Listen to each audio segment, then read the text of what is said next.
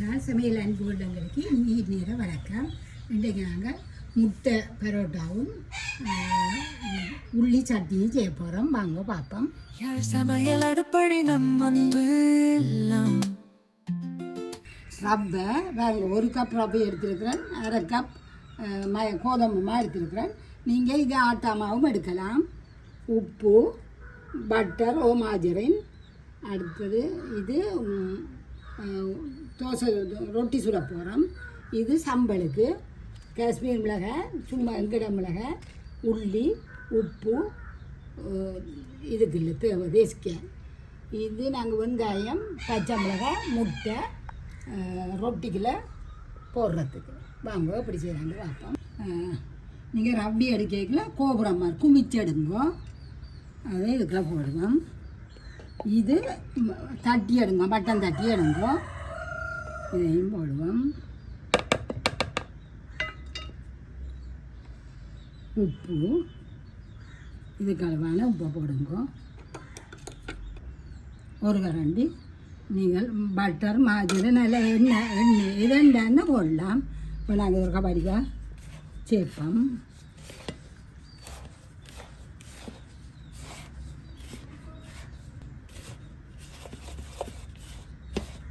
அடுப்புலையும் தண்ணியாக கொதிக்க வையுங்க. நல்லா கலந்தாச்சு பாருங்க. நல்லா அமர்த்தி நல்லா கலந்தாச்சு. நான் இதில் ரவ்வையை அடித்து தூளாக்க ஒன்றுமே இல்லை. கடையில் வாங்கின ரவ்வை, பச்சை ரவ்வை அப்படியே போட்டது. இங்கால தண்ணியை கொதிக்க வச்சுக்கணும். இது இளஞ்சூ இந்த கை வச்சா இந்த வைக்கக்கூடிய இருக்கணும். அப்படி அந்த கொதிக்க வச்சா காணும். இப்போ இது காணும். இதை நாங்கள் நிப்பாட்டி போட்டு இந்த வெங்காயம், பச்சை மிளகாயில் வெட்டி உள்ளி உரித்து இதுகளையும் ஊற போடணும். அது எப்படின்னு பார்ப்போம். இந்த சித்த மிளகாய்க்குள்ள இந்த தேசிக்காயை புளிஞ்சு விடுங்கோ. சித்த மிளகாய்க்குள்ள இந்த தேசிக்காயை புளிஞ்சு அப்படியே நல்லா ஊற விடுங்கோ. கொட்டியல் விழுந்து அதை பொறுக்கி விட்டுருங்கோ. நல்லா ஒரு தேசிக்காய் புளிஞ்சு நல்லா ஊறட்டும். நாங்கள் ரொட்டி சுடு மட்டும் இருந்து ஊறட்டும். இதில் இருக்கிற கொட்டியெல்லாம் பருக்குவோம். எப்படியே ஊற விடுங்க. இதை எடுத்துக்கொண்டு போய் வட்டி கொண்டு கொடுப்போம். வெங்காயத்தை, பச்சை மிளகாயம், உள்ளியை பாருங்க. இப்போ இந்த 1 நிமிஷத்துக்கு மேலே வச்சிருக்கேன். அது அப்படி சுடுவது.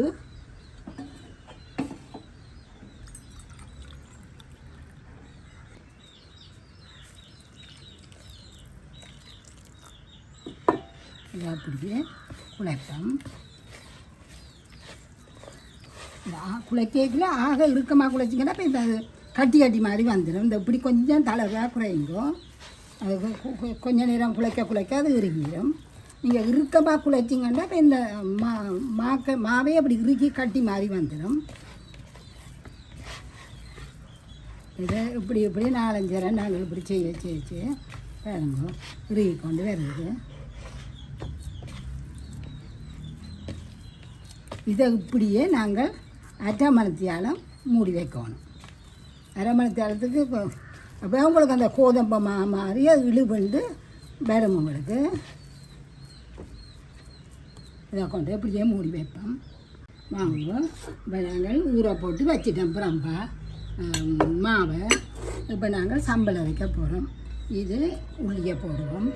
இது நீங்கள் உள்ளி எவ்வளோ 200 கிராமோ 300 கிராமோ போடலாம். அதுக்கேற்ற உங்களுக்கு ஏற்ற உரைப்பு உங்களுக்கு ஏற்ற உரைப்பு.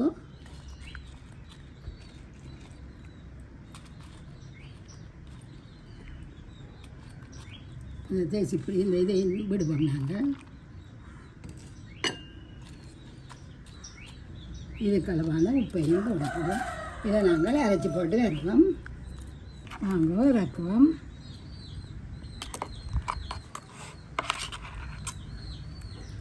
எல்லாத்தையும் இறக்கிட்டு கப்பையும் கழுவி விடுவோம். நாங்கள் இதை இறக்கிட்டேன். இது கப்புக்குள்ளே தண்ணியை ஊற்றி அப்புறமா வச்சுருக்கோம். நான் தாளிக்கைக்குள்ளே ஊற்றுவோம். இப்போ நாங்கள் சின்ன தாளிப்பாடு செய்வோம். கொஞ்சம் உள்ளியும் சித்தன் இருந்தாலே நல்லெண்ணெய் விட்டிங்கன்னா வயிற்றில் சுடாது. கடுகு போடுங்கோ. சேர்ப்போம். வெங்காயம் போடுவோம், கருவேப்பிலை போடுவோம், எல்லாம் கொஞ்சம் கொஞ்சம் போடுவோம்.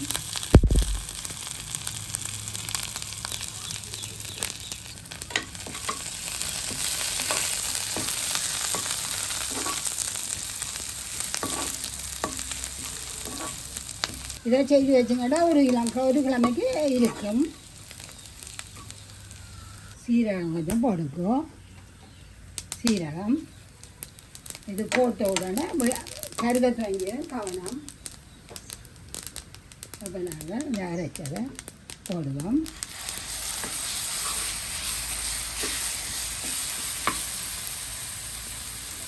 இது நீங்கள் ஒரு கிழமை அங்கே ஃப்ரிட்ஜில் வச்சிங்கன்னா அங்கே இன்னும் கூட இருக்கும், கூட காலத்துக்கு. இந்த கப்புக்குள்ள இருக்க தண்ணியே இதுக்குள்ள விடுறேன். எல்லாத்தையும் கழுவி விடுவோம்.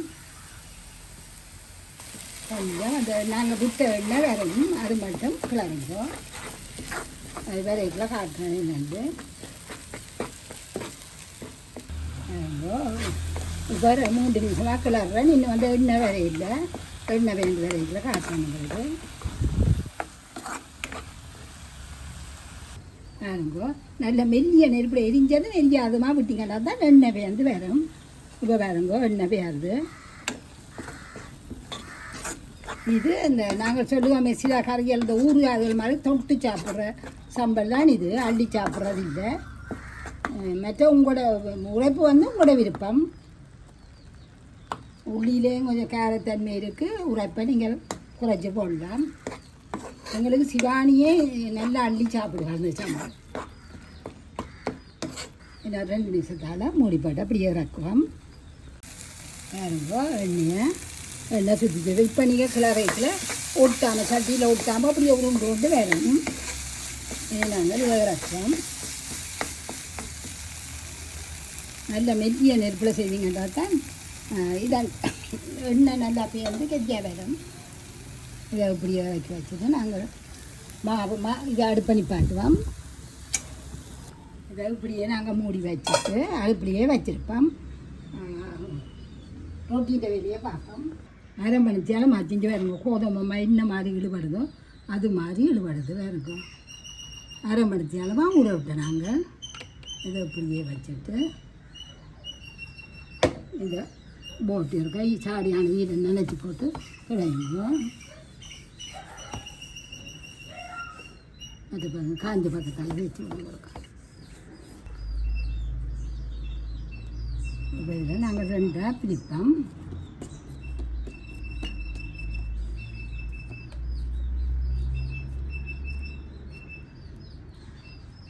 கோதுமை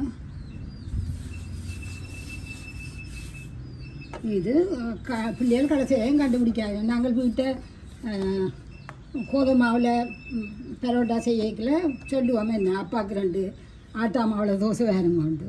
இது அந்த கரைச்சல் இல்லை, அப்பாவுக்கும் படிக்காக கொடுக்கலாம். நாங்கள் இதை வெட்டுவோம். பாருங்க,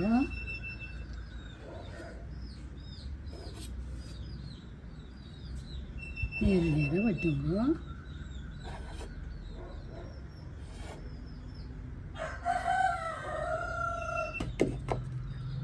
இந்த பேட்டரி எடுத்து ஒரு கப் வச்சுவோம்.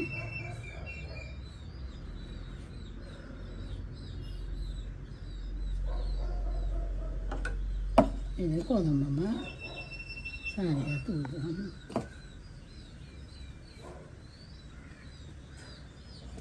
இப்போ நாங்கள் மடிக்க போகிறோம்.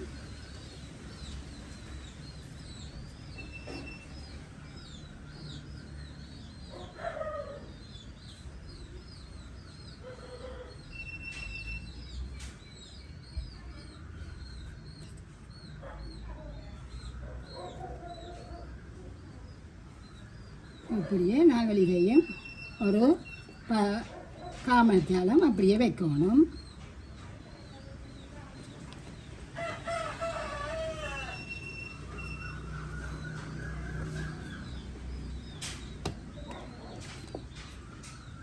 இதை பூசிட்டு ஒரு 10-15 நிமிஷம் வைப்போம்.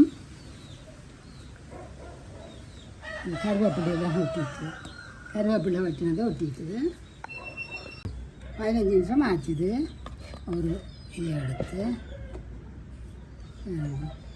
இந்த எண்ணெய் மாதிரி விடுபட வேண்டும். இதை நாங்களே கையாலேயே தட்டி போடலாம்.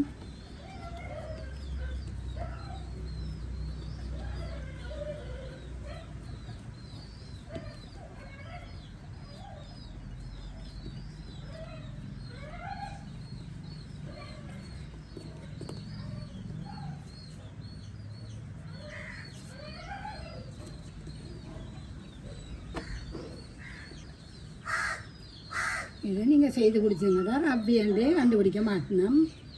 நம்மளுக்கு பார்த்து இதை கட்டு அடுப்பை மூட்டி போட்டு வரேன்.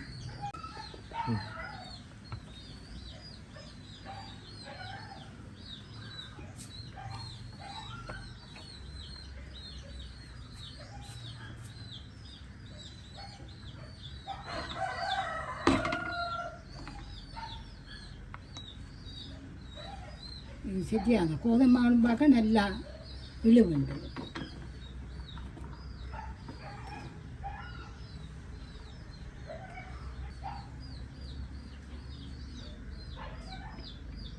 பாருங்க முட்டி அடித்து வருவேன்.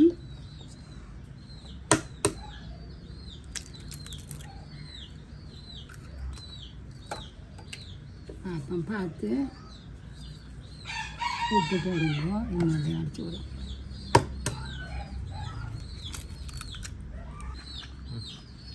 நல்ல வருது.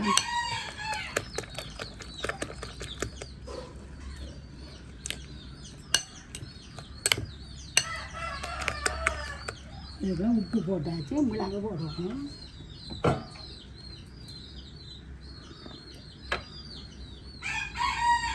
மிளகு உடம்பும் மிளகு கொஞ்சம் குள்ள வச்சு சுள்ளில் போடணும். இப்போ நாங்கள் இதுக்குள்ள இந்த முட்டையை போடுவோம்.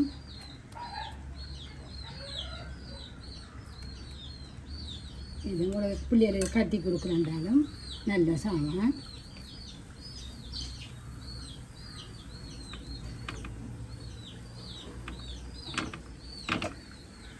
இவ்வளோத்துக்கே மடித்தா காணும் உங்களுக்கு. அது இதண்டாது வடியாது. கொஞ்சம் முருகப்படுவோம். இதில் வைப்போம்.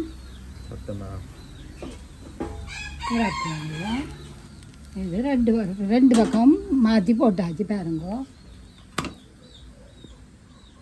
இனிமேல் நீங்கள் கோதுமைனா வாங்குவீங்களா? எல்லாமே உங்களுக்கு செய்து காட்டியாச்சு. ரவையில் இதை அடுத்த கொண்டே போட்டுட்டு நாங்கள் இடித்தமே அந்த செய்தமே அந்த சம்பளையும் கொஞ்சம் போட்டு அடிச்சிங்கன்னா கொஞ்சம் உரைப்பாக இருக்கும். ஆனால் நாங்கள் அதைத்தானே தொட்டு சாப்பிட போகிறோம். அதனால நான் உரைப்பு போடையில்லை. இதே மாதிரி செய்யுங்க. நாங்கள் உங்களுக்கு ரவையில் புட்டு, ரவை அப்பம், ரவை எல்லாமே செய்துட்டோம். இப்போ ரவையில் பரோட்டாவும் செய்தாச்சு. இனிமேல் கோதுமைமாக வாங்காதீங்கோ, இதுலேயே செய்யுங்கோ. எல்லாத்தையும் ஒரு நாளே செய்து பாருங்க. இந்த மாதிரி வருதுண்டு. இது தொடு சம்பளாக சாப்பிடுவோம். நல்ல உரைப்பாக இருக்கும். நீங்கள் இப்போ 100 கிராம் உள்ளி போட்டிங்கன்னா நான் 5 செத்த மிளகாய், 6 காஷ்மீர் மிளகாத்தூள் மிளகாய் போடலாம். இது நீங்கள் என்னென்னா காஷ்மீர் மிளகாய் இல்லாட்டி பரவாயில்லை. அது நிறத்துக்காக தான் போடுறது. இப்படி சிவப்பா வர்றதுக்கு இதே மாதிரி செய்யுங்க. இப்படியே வரும்.